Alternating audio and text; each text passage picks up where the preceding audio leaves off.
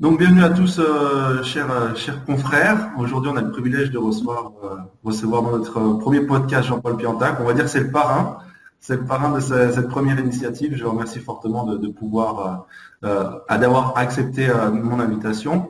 Donc aujourd'hui, chers confrères, on va essayer un petit peu de parler de chiro, de philo-chiro, même si j'aime pas dissocier les deux, parce que la chiropratie, c'est sa philosophie, on peut pas dissocier les deux.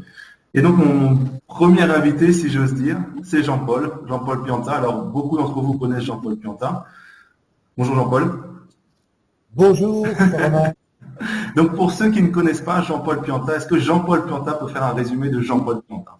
Très facilement, je vais simplement dire que lorsque le mot parrain a été utilisé, ça voulait dire en fait l'ancien, plutôt que L'ancien. parrain. Parce que 44 ans de pratique maintenant, et toujours aussi passionné par ce métier, qui est plus d'actualité aujourd'hui que quand j'ai commencé encore. Du fait des problèmes de la société, de tout ce qui se passe, des informations qu'on rassemble liées à la santé.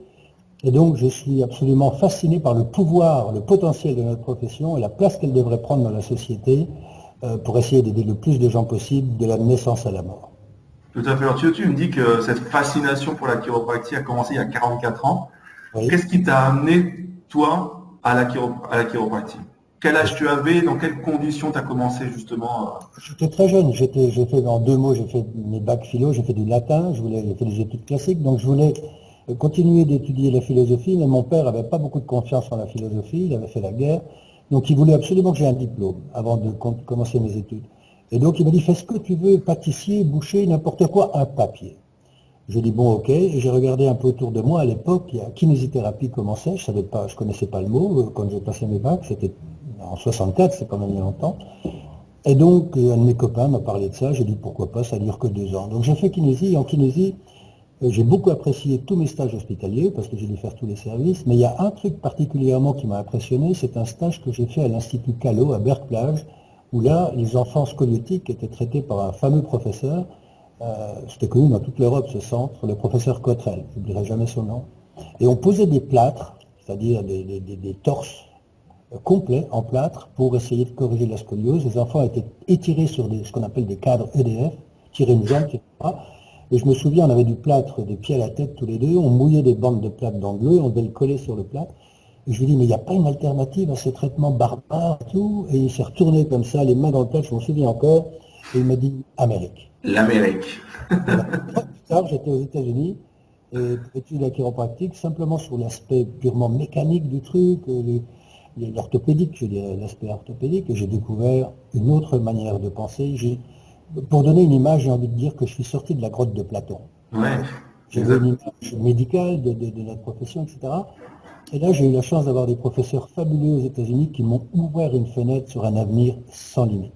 Parce que la vie, c'est sans limite. La capacité de récupération du corps est sans limite également. C'est-à-dire qu'on voit des choses, chaque chiropracteur qui exerce depuis un certain temps, il a vu dans sa vie des choses absolument phénoménales en termes de transformation, d'amélioration, etc. Donc, c'est pour ça que je peux dire que la fascination court toujours et qu'elle n'est pas déçue. On ne peut pas dire qu'on a 100% de résultat, mais au moins, chaque fois, on a le plaisir de voir que le corps réagit positivement, qu'il se passe quelque chose.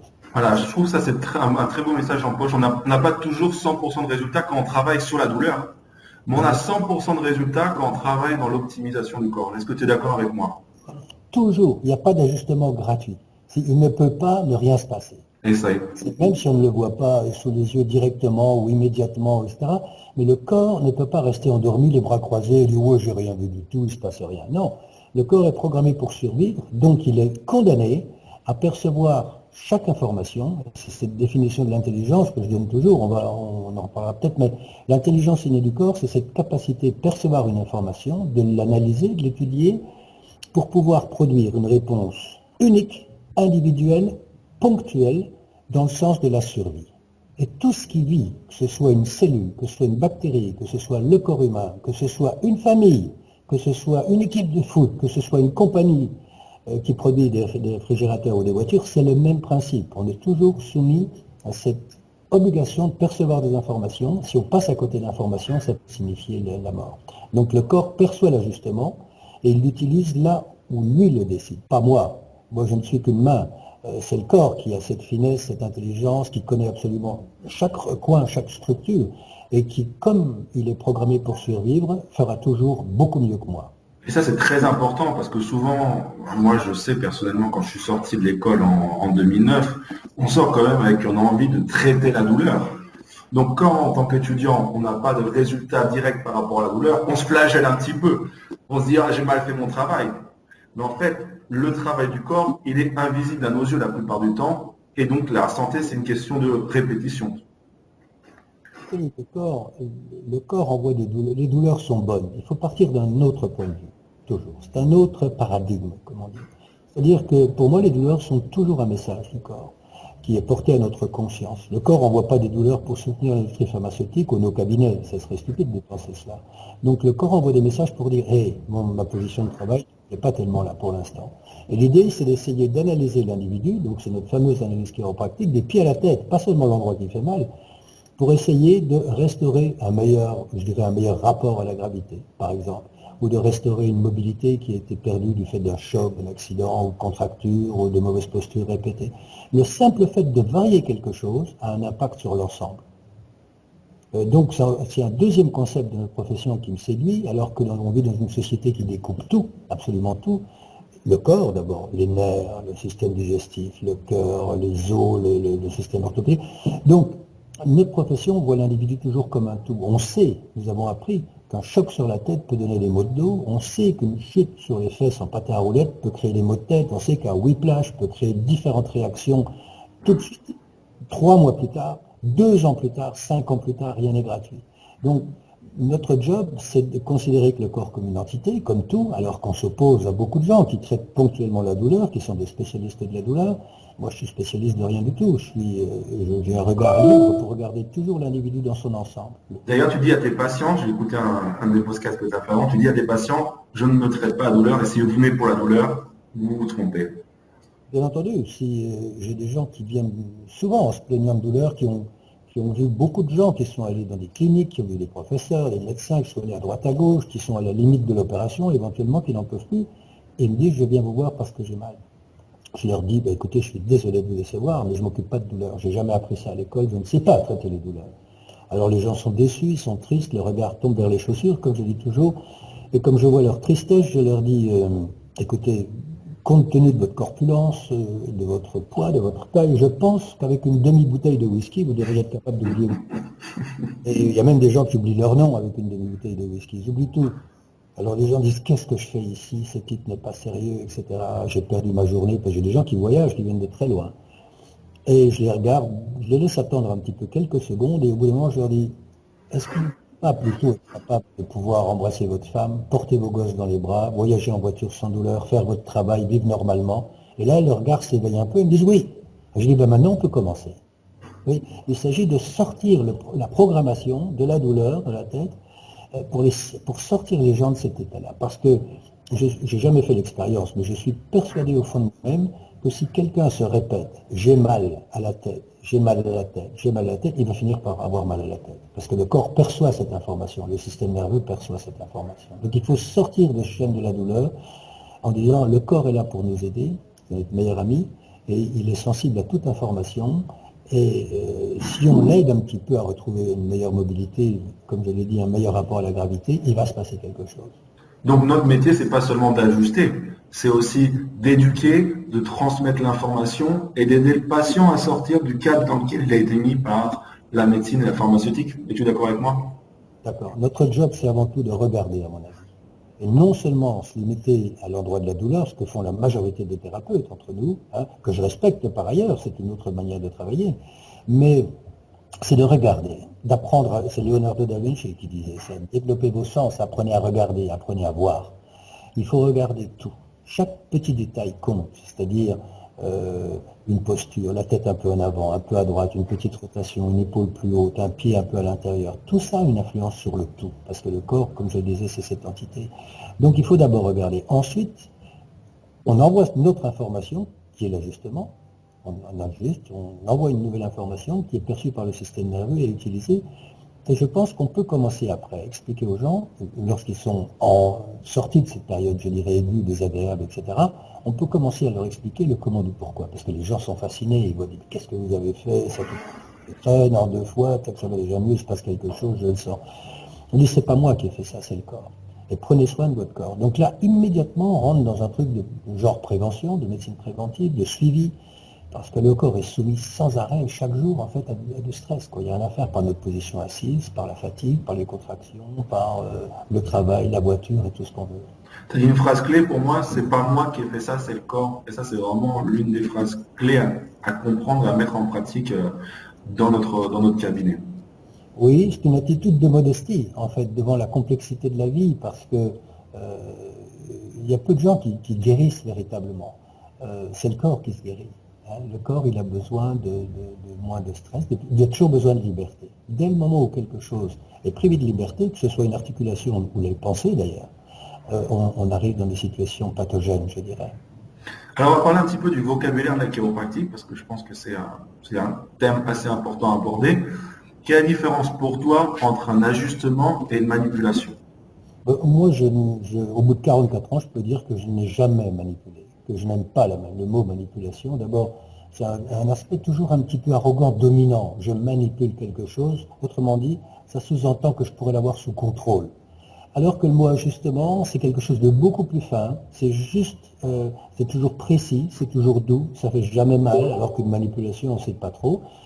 Une manipulation, c'est beaucoup moins précis. Une manipulation utilise ce qu'on appelle un bras de levier long, alors qu'un ajustement, c'est un bras de levier très court. Donc, je ne vois pas d'effet secondaire négatif, sauf si quelqu'un est endormi en faisant son travail, ce qui est rarement le cas.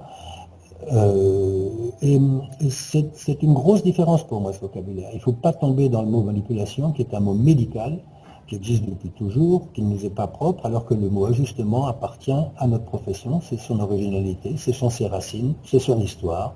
Et je suis très content, parce qu'il y a une énorme différence sémantique entre la manipulation et l'ajustement. Très bien. Et en plus, on entend souvent parler d'intelligence innée. Alors, pour beaucoup de nos confrères, tout le monde sait ce que c'est l'intelligence innée. Mais ça reste, pour certains, ça reste un concept un petit peu vague. L'intelligence innée, l'intelligence universelle. Comment toi, tu pourrais définir ces deux concepts, intelligence universelle, intelligence innée, avec des mots simples? Comment tu l'expliques toi à tes patients, par exemple? C'est très simple. C'est très simple, parce que les exemples abondent. Toute notre vie est construite grâce à l'intelligence universelle et l'intelligence innée. Maintenant, de nouveau, il ne faut pas être esclave de cette sémantique, de ces mots, de ce vocabulaire. Quand je suis arrivé, quand j'ai commencé mes études, il m'a fallu un moment pour comprendre cette notion d'intelligence innée. Donc, ce qui signifie que il faut aussi donner du temps aux patients pour qu'ils puissent comprendre cette notion. Quand je dis patient, je veux dire au public en général. Si on arrive comme ça en disant oui, il y a l'intelligence innée, ça fait un petit peu gourou, ça fait un petit peu drôle. Mais si on réfléchit un moment, on s'aperçoit que l'intelligence innée, c'est ce qui permet à toute vie de se développer. Il n'y a pas de vie sans intelligence. Donc, intelligence, j'ai défini tout à l'heure, la capacité de percevoir une information, de l'utiliser à des fins de survie, mais sans oublier que c'est toujours unique, ponctuel, individuel. Il y a pas, chacun est différent. Ça, c'est encore une notion très importante de notre profession qui ne standardise pas les traitements. Si on traite la douleur, on peut standardiser parce qu'on se fixe sur la douleur. Mais si on traite l'individu, là, c'est une autre chose. On est obligé de respecter l'unicité individuelle.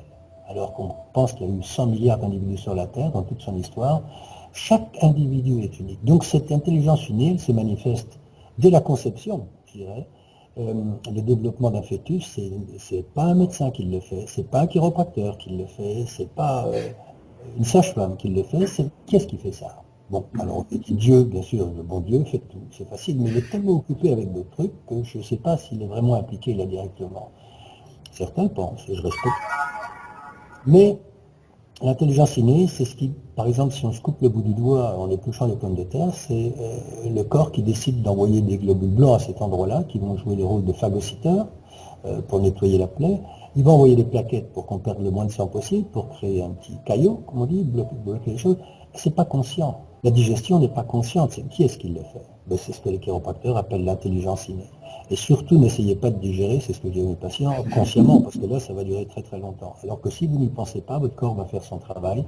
Et qui fait ce travail? C'est l'intelligence innée. Maintenant, l'intelligence universelle, c'est, pour certains dieux, c'est la nature, c'est quelque chose qui est incontournable. Il n'y a aucun homme, jusqu'à maintenant, qui peut contrôler les nuits et le jour, par exemple.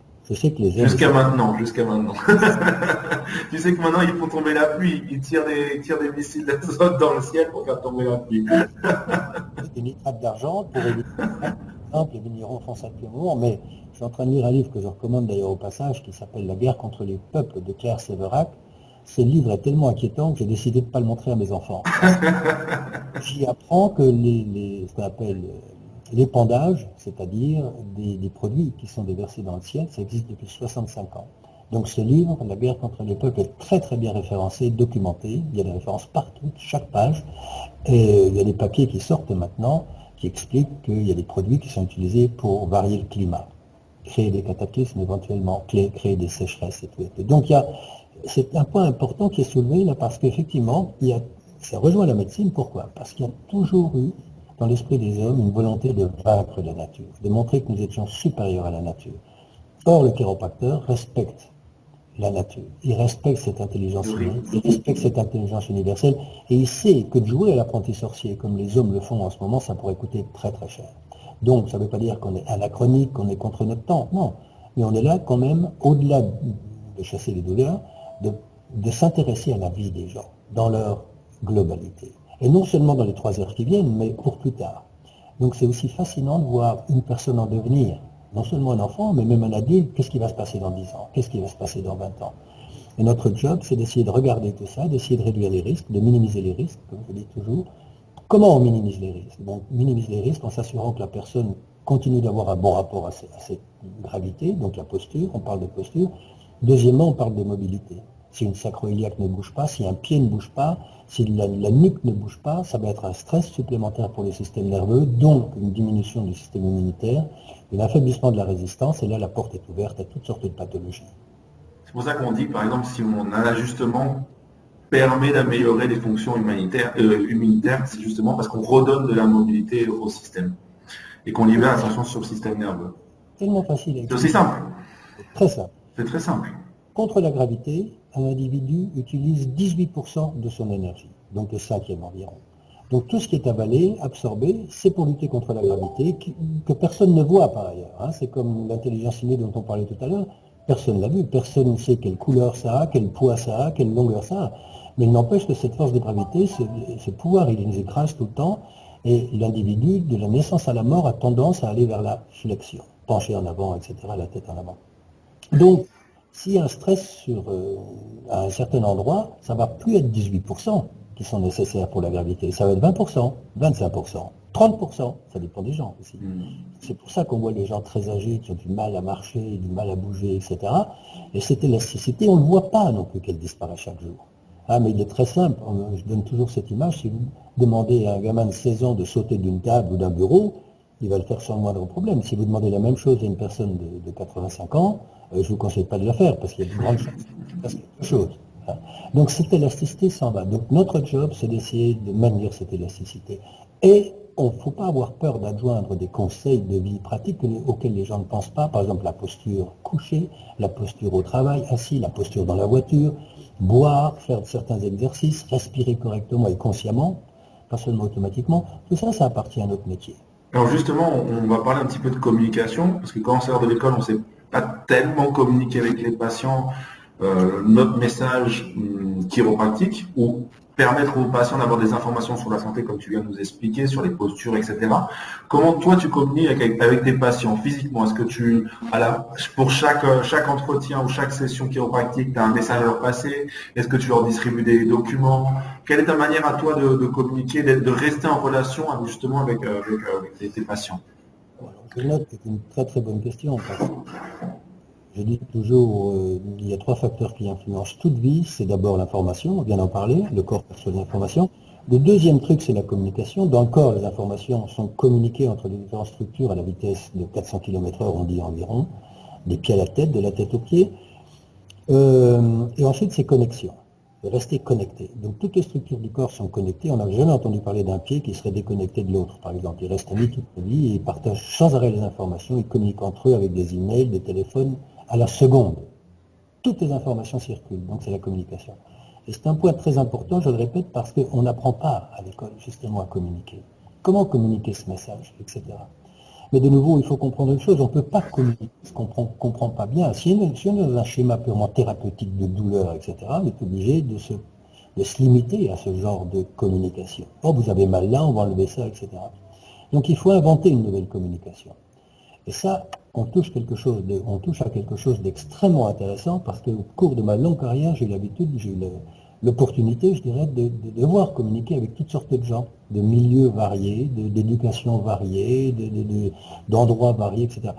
Et c'est un art de communiquer. C'est une science, mais c'est aussi un art, c'est aussi une disponibilité. La condition sine qua non d'une bonne communication, c'est être soi-même libre. Être soi-même libre.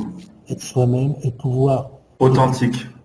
Avant de pouvoir communiquer, la bonne communication, c'est écouter 85% et parler 15%. C'est le contraire de ce que nous sommes en train de faire. Parce que on a besoin d'entendre ces 80%. Pourquoi? Pour pouvoir produire une réponse adaptée aux conceptions de la personne, qui n'est pas la même quand cette personne a 10 ans, 12 ans, 15 ans, 30 ans, 40 ans ou 70 ans. Donc pour bien communiquer, il faut être disponible. Il faut être libre. Il faut être ouvert, il faut écouter l'autre d'abord pour pouvoir lui donner vraiment le bon message, qu'il soit capable de comprendre. Et ça, c'est individuel chaque fois. Mais c'est capital de communiquer. C'est capital parce que c'est ce qui permet d'ouvrir la porte, je dirais, de détendre une personne. Si on ne dit rien, si on travaille simplement comme ça, enfin c'est mon avis, mais je pense que les gens ont droit à nos explications. On ne peut pas se contenter seulement de crac, on a juste là, au revoir monsieur, bonsoir. Bon, il y a des gens qui font ça, mais moi je suis plus pour parler. Alors, comme on ne peut pas faire ça toujours dans le cabinet quand on est un peu pressé, moi je propose à mes patients des lectures. Donc je fais très longtemps des lectures, une fois par mois, avec des thèmes variés. Une fois c'est les enfants, c'est la grossesse, c'est l'école, c'est le développement neurologique d'un enfant, c'est... Des petites conférences. Voilà, des mini-conférences, toujours gratuites bien sûr. Et je demande aux gens de venir avec votre épouse ou avec votre époux ou avec des amis, n'importe, mais dites-moi simplement le nombre de places, etc. Donc ça, j'ai fait ça pratiquement toute ma vie. Et d'autre part, j'ai eu la chance de pouvoir écrire un petit peu, donc mes livres m'ont aidé à communiquer. T'as écrit combien de livres, Jean-Paul? Bon, 4 ou 5. En Espagne et en France. Le dernier s'appelle Le corps politique, d'ailleurs. Oui, c'est ça. Le dernier, bon, c'est une petite blague, c'est un sourire, le corps politique, mais qui donne quand même le message des interdépendances dans le corps, et l'aspect démocratique qu'il y a dans le corps, parce qu'il n'y a pas de chef. Donc tout est fait. Si les gens sont intelligents, véritablement, ils n'ont pas besoin de chef. Et là, on découle sur un truc, la chiropratique, c'est une vraie philosophie, sans dire philosophie chiropratique, parce que quand on commence à percevoir ce phénomène d'information, de communication, de connexion, d'interdépendance, alors que beaucoup de sciences séparent le corps, on arrive au plus petit pour comprendre le plus possible sur le moins possible. Le chiropracteur est un globaliste, il regarde tout. Il s'intéresse à l'individu non seulement physiquement, mais mentalement, psychologiquement. Il essaye de réduire des angoisses, il est obligé de jouer. Il a un véritable rôle de docteur, d'accompagnateur. Un chiropracteur, c'est un coach pour la vie. C'est pas seulement un type qui va enlever une douleur au bas du dos, à droite, à gauche. C'est dommage de limiter, ça serait dommage de limiter notre profession à cela. Et c'est là qu'on découvre des choses fascinantes de pouvoir aider quelqu'un, de pouvoir procurer un service et de voir le regard qui s'allume, de voir les gens qui se tiennent plus droit, qui sont plus ouverts, qui ont moins peur, qui sont moins inquiets, etc. En fait, être chiropracteur, ça englobe vraiment beaucoup de choses. C'est être enseignant, c'est savoir écouter, c'est savoir trouver la juste vertèbre au juste moment et pouvoir l'ajuster. C'est vraiment un métier très très complet. On peut pas, c'est dur de s'ennuyer quand même en étant chiropracteur. On ne peut jamais s'ennuyer parce qu'il n'y a pas deux individus identiques, c'est toujours une nouvelle situation, chaque fois. Et ce que je trouve fascinant, moi-même, c'est que j'ai des gens qui viennent depuis 20 ans, par exemple, qui viennent une fois par mois depuis 20 ans. Et je ne retire aucun crédit de ce que je vais dire, parce que c'est pas moi qui l'ai fait, c'est un de mes collègues de mon cabinet. Et je vois un couple qui était né en 39, si je me souviens. Ou 36 ou 39, quelque chose comme ça, des gens assez âgés. Je mesure la posture, ensuite je mesure la mobilité et je suis sidéré parce qu'ils ont une flexion de jambe à 90 degrés, une abduction de jambe à 90 degrés, et tous les deux. Et je leur dis, bah, écoutez, félicitations, c'est quand même incroyable, vous êtes super. Et le monsieur me dit, mais vous ne le savez peut-être pas, mais nous venons à votre cabinet depuis 16 ans, toutes les 4 ou 6 semaines avec mon épouse, nous avons fait cela. Et je lui ai dit, monsieur, c'est moi qui vous remercie, parce que vous me faites plaisir. Plaisir de voir comme le corps a réagi, comme ces gens sont en bonne forme, etc.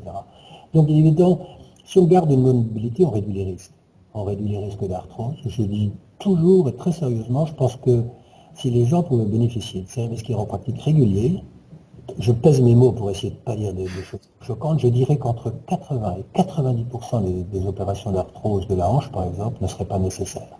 J'en suis convaincu. Moi. Vous avez souvent dit que mes douleurs, c'est la faute de l'âge. Ma douleur d'épaule gauche, c'est l'âge. Mais qu'est-ce qui se passe? L'épaule droite, elle a pas mal. Donc c'est pas seulement l'âge. On a le même âge, les deux épaules. Alors je vais te poser deux questions maintenant. Quelles sont les questions les plus posées à un étudiant ou qui sort de l'école? Généralement, demander qu'est-ce que la chiropratique? Donc il faut que tu expliques, et imagine-toi, tu es jeune étudiant, Jean-Paul. On va remonter quelques années avant. Tu es jeune étudiant, tu sors de l'école et tu es par exemple dans une soirée avec des gens, etc. Et il y a quelqu'un qui vient te dire qu'est-ce que tu fais? Je suis chiropracteur. Ah bon? Et qu'est-ce que la chiropratique? Il va te demander. Comment tu vas expliquer à cette personne avec des mots simples qu'est-ce que la chiropratique? La chiropratique, pour moi, c'est d'abord une manière de penser.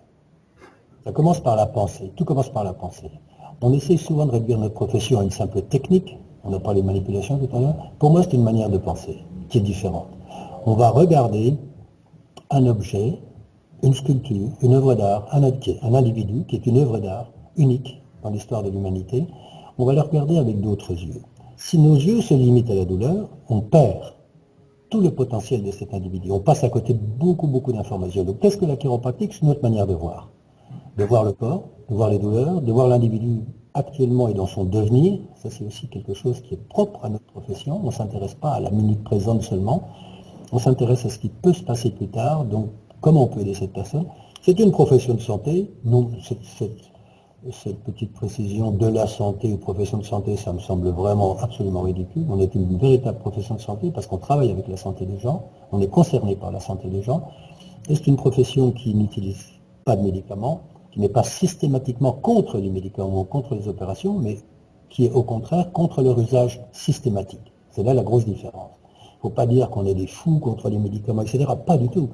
Si quelqu'un a un accident de voiture, ensuite, je vais être le premier à dire, mais je vous en prie, faites ce qu'il faut faire pour soulager le truc. Mais notre travail, c'est d'abord de comprendre pourquoi. Donc, mot tête, pourquoi? Si le type a bu une bouteille de whisky la veille qui a mal à la tête, c'est facile à comprendre. Qu'ils prennent de l'Alka-Seltzer. D'ailleurs, il y a souvent des patients qui mangent, par exemple, très mal la veille, ils viennent le lendemain dans ton cabinet, ils disent « Docteur, j'ai mal au ventre ». Et toi, tu te dis, c'est ma faute s'il a mal au ventre parce que j'ai pas bien fait mon travail. Quand réellement, c'est le corps qui envoie en fait le message. Bien entendu. Il faut respecter. Souvent, les patients, ils te mentent, ils te disent pas les choses. Ah, je commence à avoir mal au cou depuis votre dernier ajustement, mais ce que tu sais pas, c'est que ça allait mieux, qu'il est monté sur une échelle, qu'il est tombé, et que depuis, il a mal au cou. Mais ça, il va pas te le dire, ça. Ça allait tellement bien, j'ai fait un match de foot, donc... Non, mais tout ça, ça fait partie aussi de notre regard. Parce que si on regarde bien quelqu'un, on va s'en apercevoir. Tout de suite. On va s'en apercevoir. Moi, j'ai un patient l'autre jour qui a pratiquement mon âge, et il arrive tout tendu et tout dur, il ne peut plus tourner la tête. Je lui dis, mais qu'est-ce qui s'est passé? Il a fait du sport. Il me regarde, il est devenu rouge. Il m'a dit, j'ai fait le championnat de France de jeu de paume en double. C'est pire comme sport. Ça va très vite, c'est un sport très stressant. Normalement, les gens arrivent... Les gens arrivent exactement, les gens arrivent... Stop, ce sport très jeune, à 35 ans, c'est fini. Lui, il adore ça, il continue, etc. Donc, en regardant, en touchant, on s'aperçoit, il n'y a pas de hasard, qu'est-ce que vous avez fait? Rien. Ah ben si, j'ai joué au foot un peu, où j'ai fait ça, des gens de 50 ans qui disent ça, il est évident que le corps, il n'aime pas le foot à partir de 50 ans, sauf à la télévision. Et on regarde, il faut toujours regarder. Pour moi, c'est ça la définition de la chiropratique. C'est un intérêt pour la vie. Un autre regard, un regard différent. Un autre regard. Alors, la deuxième question qu'on pose le plus, c'est alors c'est quoi la différence entre la chiropratie et l'ostéopathie? Comment tu réponds à cette question, Jean-Paul? Je dirais qu'on peut cultiver les différences, on peut aussi cultiver les similitudes entre les deux, parce qu'il y en a. Il y a l'histoire, il y a les États-Unis, l'origine des États-Unis. Je pourrais expliquer la différence des conceptions de Steele, Andrew Steele, de Palmer, ou de Billy Palmer. Mais c'est pas tellement important, ça, c'est l'histoire. Ce qui se passe, c'est que l'ostéopathie n'existe plus. Elle est morte. Aux États-Unis, elle est morte, totalement morte, parce que les ostéopathes, on leur a donné le droit de prescrire les médicaments, ce sont des médecins normaux. Donc le seul endroit dans le monde où il y a beaucoup d'ostéopathie, c'est la France. Et pourquoi? Parce qu'il y a un nombre énorme de kinésithérapeutes, donc on se retrouve en France maintenant avec un chiro pour 32 ostéopathes, il y a eu une foison d'écoles. Maintenant, ça a été un peu réglé, cette histoire, mais il y avait 70 écoles d'ostéopathie en France. Donc, il y a autant d'ostéopathes que de manières de travailler. Je dis que c'est une question individuelle. Il y a des bons avocats, il y a des mauvais avocats. Il y a des très mauvais, il y a des mauvais, il y a des bons, il y a des très bons. Et je pense que c'est dans toutes les professions. Donc je suis persuadé, moi intimement, qu'il y a d'excellents ostéopathes, qu'il y a d'excellents éthiopathes, mais que c'est toujours l'individu qui fait la profession. C'est pas la profession qui fait l'individu. Et ça me semble capital. Je suis persuadé, par la petite expérience que j'ai eue dans les hôpitaux, etc., que l'attitude d'une femme de service sur le patient, sur son attitude psychologique, mentale, etc., peut avoir un rôle capital, aussi important qu'une énorme piqûre d'un professeur ou de je ne sais pas qui. C'est ce rapport humain. Un simple sourire, un simple mot, tout ça aussi c'est important dans notre cabinet. Parfois on pense que le travail c'est juste l'ajustement, mais notre travail commence dès la réception, dès qu'on voit le patient, de l'image qu'on va lui transmettre, le sourire qu'on va lui donner, les mots qu'on va lui dire, la justesse des mots. Alors on n'est pas tout le temps juste, parfois ça sonne un peu faux, mais c'est vrai que notre travail commence dès le début, dès notre premier rapport avec le patient. Alors je dirais, pour résumer, que la chiropractique a maintenu et a conservé, pas facilement toujours, parce qu'on essaye de nous conditionner à penser dans une certaine direction, mais cet aspect, je dirais, global de l'individu, cette médecine holistique, la chiropractique l'a mieux conservé que la profession ostéopathique qui s'est un peu plus tournée au cours des années vers l'aspect purement thérapeutique et du traitement de cas aigus. On conserve, nous, cette image globale de la personne, ce respect d'init intelligence, etc. On a une position un peu plus en retrait par rapport à l'ostéopathe qui va directement travailler sur tel endroit qui est sensible, douloureux, etc. Maintenant, c'est très restreint ce que je viens de dire, parce qu'il y a des gens qui travaillent globalement aussi dans l'ostéopathie. Mais c'est l'image générale, je dirais, qui sont plus thérapeutes que nous. Alors, revenons justement, tu parlais tu as employé le mot difficulté, la difficulté de la chiropratie. On va juste penser, une petite pensée pour nos confrères qui viennent de terminer l'école, qui débutent leur propre cabinet, qui est toute une aventure, qui est parsemée justement de difficultés. Quelle a été pour toi les petites difficultés que tu as rencontrées, que tu as réussi à surmonter au moment de l'ouverture de ton cabinet? Quelles ont été tes peurs et que tu as justement réussi à surpasser, parce qu'on passe tous par ces moments-là? Moi, j'ai eu mon diplôme le 27 mars 1971. J'ai ouvert mon premier cabinet à Besançon le 20 avril, 3 semaines, un mois plus tard. Je suis rentré en France, je suis immédiatement mis à travailler parce que je ne pouvais pas attendre. J'étais très très pressé d'ouvrir mon propre cabinet. Et 4 semaines plus tard, c'est-à-dire au mois de mai 1971, j'étais au tribunal pour exercice illégal de la médecine, avec un collègue qui était déjà installé depuis un moment et il m'avait englobé dans ce procès, etc.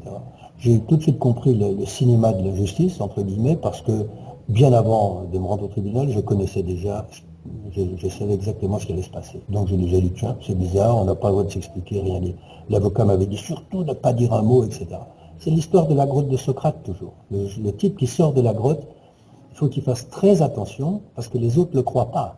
Quand il dit, oui, j'ai vu ça, le ciel, le truc, c'est pas possible. Il dit, qu'est-ce que tu racontes, c'est pas vrai. Et c'est exactement ce qui m'est arrivé. C'est-à-dire que, et ça, cet événement, ce phénomène m'a conforté dans le choix que j'avais fait en disant, j'ai trouvé une profession absolument géniale, parce qu'il y a un travail d'explication, de communication à faire, fantastique. Extraordinaire, tellement il y a de choses à expliquer, à dire aux gens. Donc, c'est l'écueil que j'ai rencontré, mais ça m'a stimulé, plutôt que de m'écraser, de me dire, oh mon Dieu, des ennuis, là. Voilà. Redis-le ça, le défi t'a stimulé. Ça, c'est important, parce que tu savais que c'était ce que tu voulais faire, parce que tu avais une grande vision de ce que tu voulais faire. Tu savais, tu avais ton objectif bien défini, donc ça a été un stimulus, ça a été un tremplin. J'ai eu la chance d'avoir des professeurs remarquables aux États-Unis, des gens qui étaient passionnés par leur métier, qui avaient compris le pouvoir de la vie, du corps, de la chiropractique, etc. Donc rien ne pouvait m'arrêter, absolument rien. Et donc j'ai commencé à travailler. Le plus grand rhumatologue de la ville me traitait de charlatan quand j'ai commencé. 6 mois plus tard, il était mon patient. Je raccourcis l'histoire. Quelques années plus tard, son fils voulait étudier la chiropractique. On était au Lions Club ensemble, m'a fait rentrer au Lions Club, etc. On s'est échangé des patients, ça a été une relation magnifique. J'ai appris beaucoup de lui parce qu'il était beaucoup plus âgé que moi. Des patients, on parlait de problèmes, de situations, notamment de problèmes de genoux, je me souviens en particulier. et il m'a dit ce truc fantastique, il m'a dit jamais opérer un genou, sauf s'il se bloque plus que 2-3 fois par an, là il faut commencer à y penser, mais normalement non, il faut pas opérer. Il était contre les opérations systématiques, c'était un type bien, c'était un type ouvert. Et donc il m'est arrivé des trucs absolument incroyables de plaisir dans mon métier, c'est fou ce que j'ai connu comme plaisir. Donc j'ai eu beaucoup plus de plaisir que de difficultés, c'est ça que je... Mais c'est aussi une manière de voir, il y a des gens... C'est une question de perception. Moi, j'ai des difficultés à installer mon cabinet, comment je mets les chaises dans la salle d'attente, qui font un problème de tout. Moi, j'étais au-delà, j'étais avec mes patients, 100%, et j'ai eu on me l'a rendu au centuple, je dirais. On me l'a rendu au centuple, j'ai pas vraiment eu de problème, mais j'ai été un petit peu malin en certaines circonstances. J'ai eu la chance de traiter la femme d'un président de l'ordre dans le Doubs, par exemple. Bon. Cette femme est allée mieux, bien entendu, j'ai pas demandé d'argent, mais j'ai eu un joli petit mot, merci cher confrère, j'avais 27 ans, hein. Merci cher, ou 26, merci cher confrère d'avoir si bien avoir pris soin des douleurs de ma femme et de ses problèmes, elle marche tout à fait bien maintenant, elle est enchantée, etc. Je gardais soigneusement la lettre, ce genre de certificat faut le garder. Et une ou deux années plus tard, on essaye de m'attenter à un procès dans le département du Jura, qui est limitrophe avec les deux. Et c'est un ami à moi, qui était commissaire de police, on avait passé nos bacs ensemble, et il me dit, Jean-Paul, je suis ennuyé, j'ai une plainte contre toi, etc. Je lui dis, qu'est-ce que je fais? Il me dit, appelle le gars, va le voir. Donc je fais ce que je fais, je prends rendez-vous, je vais voir le secrétaire du conseil de l'ordre dans le Jura, à 7 heures du soir, après nos consultations. Bonjour monsieur, bonjour, et tout. Il me dit, d'abord, qu'est-ce que c'est la chiropratique? Je lui dis, vous m'attaquez, vous savez même pas ce que je fais. Donc, je lui dis, c'est pas moi qui vous attaque, c'est un confrère, il y a une plainte, je suis simplement le secrétaire local, etc. Je lui dis, d'accord. Je raccourcis l'histoire. J'ai ajusté le gars sur sa chaise, dans son bureau. Parole d'honneur. Et puis à la fin, il me dit, bon, qu'est-ce que je fais avec cette histoire? Moi, j'ai dit, écoutez, vous faites ce que vous voulez. Mais à votre place, je ferai un procès. Il me dit, ah bon? J'ai dit, oui, si vous faites un procès, je viens de démarrer à Dole, dans le Jura, petite ville et tout. Vous vous rendez compte de la pub que ça va me faire et tout? Ça va être fantastique pour mon cabinet. Faites-le, je vous en supplie, collez-moi un procès. Et je lui dis, puis en plus, je vais rigoler au procès, parce que je vais être obligé de produire la lettre du président du conseil de l'ordre du Doubs, et puis vous me connaissez un procès dans le Jura, ça va faire un peu drôle, mais moi j'adore, faites-le. Il dit, bon, ça va, j'ai jamais de procès, bien entendu. Mais c'est comme ça, il faut négocier, il faut pas se laisser faire. Il ne faut pas se laisser faire. Surtout pas se laisser faire. Ça, c'est très important, parce que quand on sort parfois de l'école, on a un sentiment que les médecins, les autres sont des autorités, et que nous sommes des tout petits chiro, mais en fait, mais pas du tout. Pas du tout. Et on se rend compte peu à peu que, comme toi, qu'on a les moyens de les aider. De les aider. C'est un peu provoquant.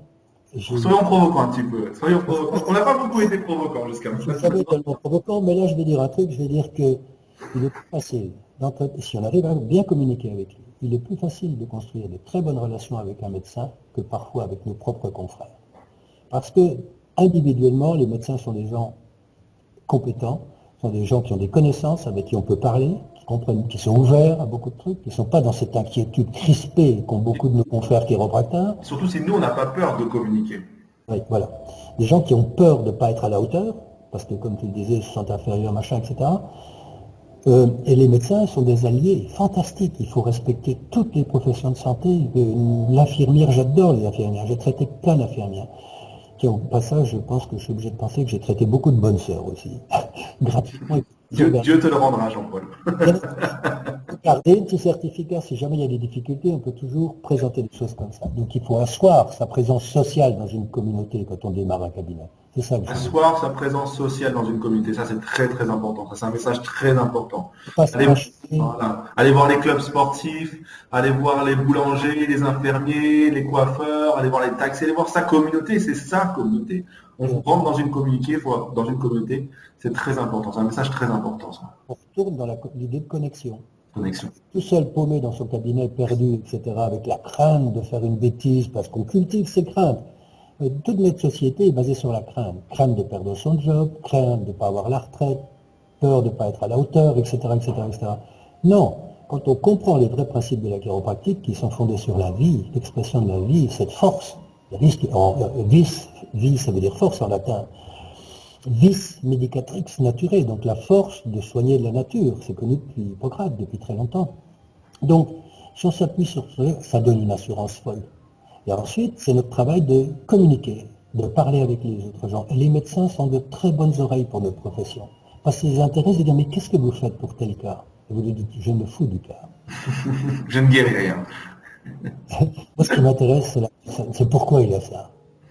Qu'est-ce que vous faites pour ça? Et j'essaie, je dois raconter cette petite Allez, anecdote. on y va. Un jour, j'étais invité, c'était dans le Texas, à Washington, j'ai eu la chance d'être invité avec De Becky, qui était à l'époque le plus grand cardiologue du monde à Houston. C'est lui qui dirigeait le centre de Houston. Il y a 400 cardiologues du monde entier qui fréquentent ce centre toujours. Et Mohamed Ali, entre parenthèses. Et le dîner, il y a un dîner le soir, et je suis invité à cette fête, et on me dit, docteur, vous allez vous asseoir à côté du professeur De Becky. Alors moi, je connaissais De Becky, vous ne le connaissez pas, parce que c'est pas votre génération, mais pour moi, c'était comme rencontrer Brigitte Bardot, mettons. J'étais sidéré, je me dis, oh, la chance que j'ai d'être assis à côté de ce type. Alors il arrive, il était tout petit, etc. Il s'assied à côté de moi, bonsoir, bonsoir, hi, c'est en anglais, how are you? On commence à discuter, je me dis, je me régale, je vais pouvoir lui poser des tas de questions, apprendre de ce monsieur. J'ai toujours aimé les gens plus âgés pour apprendre d'eux, tirer d'eux, prendre d'eux. Vous savez ce qui m'est arrivé? J'ai pas pu poser une question. C'est lui qui m'a posé des questions toute la semaine. Qu'est-ce que vous faites?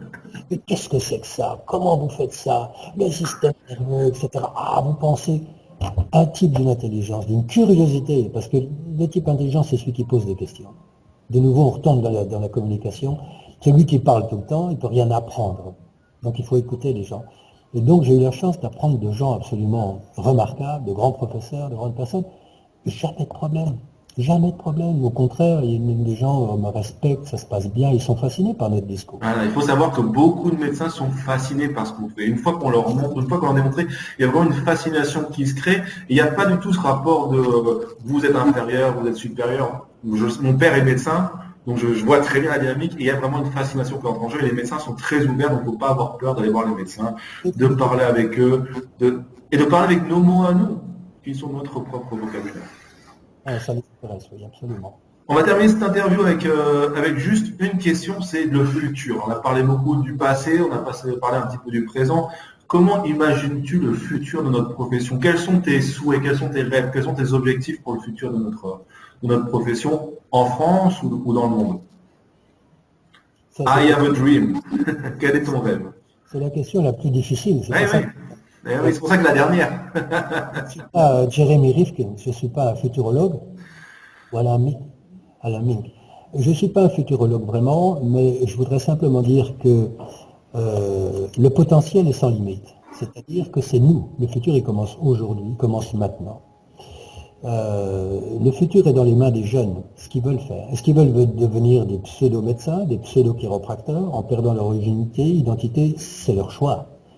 Il y a un type qui peut choisir, et il a le droit de choisir ce qu'il veut au jour d'aujourd'hui. Notre profession, elle a un potentiel, comme je le disais tout à l'heure, qui est absolument insondable. La place qu'on devrait avoir dans la société est inimaginable. Pourquoi? Parce que tout nous intéresse, que ce soit la grossesse, que ce soit la naissance, que ce soit la petite enfance, que ce soit le développement, la période pré-pubertaire, pubertaire, adolescence, et puis vieillissement, adulte, personne du troisième âge. On peut intervenir partout dans la vie des gens. On peut conseiller les gens à tous égards. Donc le potentiel est sans limite pour moi. C'est nous qui allons nous limiter. Alors si notre profession choisit de se limiter aux douleurs, moi j'ai rien contre les problèmes musculo-squelettiques, mais est-ce qu'on peut réduire un individu à son squelette? Non, à mon avis non. Un individu c'est beaucoup plus que quelques os, des ligaments et des tendons. Donc je trouve ça dommage, c'est une perte. Maintenant il y a deux choses. Il y a les pouvoirs politiques, économiques qui cherchent à nous coincer, qui ont envie de nous mettre dans un tiroir de commode. Entre les rhumatologues, entre les kinésies, etc. On cherche à nous positionner, le système cherche à nous positionner, parce qu'on est des atomes libres quelque part. On vient avec un tout autre discours, et puis il faut quand même nous placer dans un système avec la sécurité sociale, les assurances, etc. etc. Donc, l'avenir est incertain. Il y a une tendance à jouer les docteurs, comme ce qui s'est passé aux États-Unis pour les ostéopathes, qui maintenant, l'ostéopathie n'existe plus du tout là-bas. C'est le gros danger qui risque de... Si on nous donne le droit de prescrire des médicaments en France, il y a certains, pas moi, jamais, mais il y a des gens qui vont commencer à se prendre au sérieux, à dire oui, on est des vrais docteurs, etc., etc. Et on va perdre. On est des vrais docteurs, on n'est pas des vrais docteurs médicaux. Exactement. On est des docteurs, on est des enseignants. Exactement, exactement. Donc je ne sais pas ce qui va se passer exactement avec le futur. Moi, j'ai tendance à être optimiste, parce qu'il y a tellement de travail positif à effectuer Mais j'avoue que les instances politiques ne semblent pas, c'est un peu comme la France. La France a un gros potentiel comme pays, les instances politiques sont complètement à côté de la plaque pour l'instant. Il y a une coupure, il y a une mauvaise communication, je dirais, entre les, par Il y a exemple. une subluxation vertébrale quelque part dans le système C'est ça. qui fait que l'information ne circule pas correctement. Il y a une communication en ce moment. Pourquoi? Toujours Ajuster le la système. question du pourquoi. Pourquoi ça se passe ça? Pourquoi? Parce que dans notre société, française politique par exemple, c'est pas les individus qui ont la priorité. C'est pas la personne, c'est pas la vie, c'est la croissance, l'argent, c'est toutes ces choses-là. Et en fait, un nouveau pouvoir politique devrait consister à s'intéresser à la vie, à la personne. Si on aidait les enfants à l'école, il y aurait moins de problèmes. Si on leur apprenait à respirer, une meilleure posture, tout ça, ça devrait faire partie du programme scolaire. Ouais, la cause, si on cherchait la cause et non pas le symptôme, la cause encore une fois, comme tu Donc il y a un dis. travail à faire, on a un travail de communication avec les gens, il faut parler, il faut écrire. Tous les jeunes devraient écrire quelque chose. Leur expérience, avec les questions que tu m'as posées, ils devraient écrire un livre en disant pourquoi j'ai fait chiro, pour expliquer leur cheminement, pourquoi ils sont chiro, comment ils voient la profession. Il faut l'enrichir, la profession. Quand on va chez Gibert, le libraire là, à Paris, et qu'on cherche un livre sur la chiropratique, il y en a combien de livres sur la chiro? Ouais, il y en a 5. Il n'y en a pas, pratiquement. Ouais, le mien, il est déjà âgé maintenant, mais il n'y en a pas, ça n'existe pas. Donc, comment peut-on espérer communiquer intelligemment si on n'a pas de livre, si on n'a pas quelque chose pour étayer notre discours? Alors, qui étaye notre discours? Il y a une agence de presse, une association professionnelle, il y a des choses comme ça. Et cette agence, elle est un peu politique, la pauvre, elle peut pas, elle est obligée de concevoir la chèvre et le chou, comme on dit. Et donc, j'incite les jeunes, À écrire. c'est leur futur, c'est pas le mien, à parler, à d'abord essayer de comprendre bien la richesse de cette profession. La richesse, le pouvoir, on peut tout faire dans cette profession. Et on peut avoir beaucoup de plaisir, c'est ça tout faire. Parce que le seul truc, le vrai critère de la vie, c'est le plaisir. Le corps, quand il a du plaisir, il n'a pas de douleur.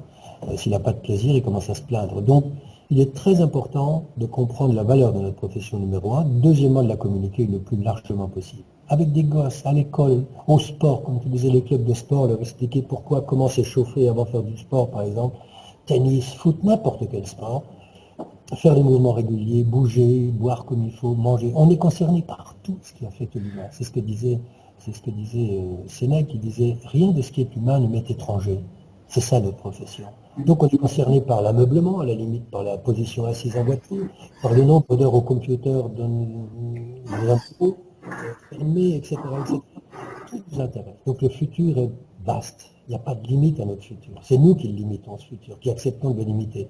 Moi, je ne l'accepterai pas. Je ne l'accepterai jamais. Maintenant, c'est absolument terminé, ça. Mais je me fais un peu de soucis pour les jeunes qui sont conditionnés par la peur. Attention de ne pas faire mal, attention de ne pas avoir d'ennui avec ça, vous pourriez avoir un procès, etc., etc., etc. Et au bout de 44 ans, j'ai jamais eu de soucis, j'ai jamais eu d'ennui. Je travaille doucement, légèrement, j'ajuste, je manipule pas. Il ne faut pas avoir peur, les jeunes. Il ne faut pas avoir peur. Il faut faire son travail tranquillement. Mais, je vais vous donner un dernier tip, c'est le dernier. Dernier conseil. Quand on ajuste, quand on est avec un patient, il faut être à 110% là. Pas 80, pas 90. On ne peut pas penser à la partie de golf l'après-midi quand on ajuste quelqu'un, si on espère le faire correctement. Si on fait son analyse, il faut que nos yeux soient totalement libres. Il faut qu'il pense à rien d'autre, qu'il soit concentré simplement sur cette posture, sur ce mouvement, sur les petits détails du corps humain. Il y a toujours plein de choses à regarder, plein d'informations à regarder. Et le corps change chaque mois, même si les gens viennent, c'est une autre personne. Et ce qui est fascinant dans cette chose, c'est que si on ajuste quelqu'un le matin et qu'on recommence l'après-midi, c'est plus la même personne, c'est pas le même chiropracteur, c'est pas le même corps, c'est pas le même ajustement. C'est beau ça. Ça, c'est C'est très beau ça. profession nous reproche. Oh, c'est pas assez scientifique parce qu'on ne peut pas reproduire. Mais la vie ne se produit pas. Dans une forêt, il n'y a pas deux arbres identiques. Il n'y a pas deux fleurs exactement identiques. C'est toujours une nouvelle situation. Pour résumer, être connecté, savoir observer et être présent et être libre. On est d'accord? Et la liberté, c'est la condition sine qua non. À tout ça. Merci beaucoup Jean-Paul pour cette interview. Merci Jean-Romain, c'était un plaisir. Et puis on se dira peut-être à bientôt. J'espère. À bientôt. À Merci beaucoup. bientôt. Au Salut. revoir. Au revoir.